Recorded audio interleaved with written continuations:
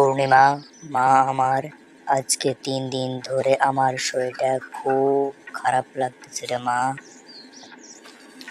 কেন বাবা, কি হয়েছে তোমার? বলো। কি আর বলবো কষ্টের কথা। আজকে 3 দিন ধরে আমার পাতলা পায়খানা হচ্ছে। কি? তুমি এই কথা আমাকে আগে জানাওনি কেন বাবা?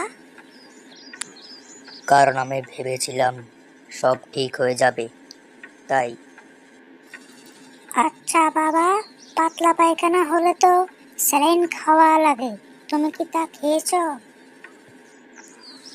হ্যাঁ রে মা, আমি স্যালাইন খেয়েছি, কিন্তু পায়খানা কোনো নিয়ন্ত্রণে আসেনি। উম, আচ্ছা বাবা, তুমি কি বলতে পারবে তোমার পায়খানার ধরনটা কিরকম? কেন রে মা? উম, বললে আমি ডাক্তারের কাছ থেকে এই ব্যাপারে পরামর্শ নিতাম। উম, যদি আমি বলি এরকম যে ডাক্তারের পর্যন্ত গুলি করতে পারবে।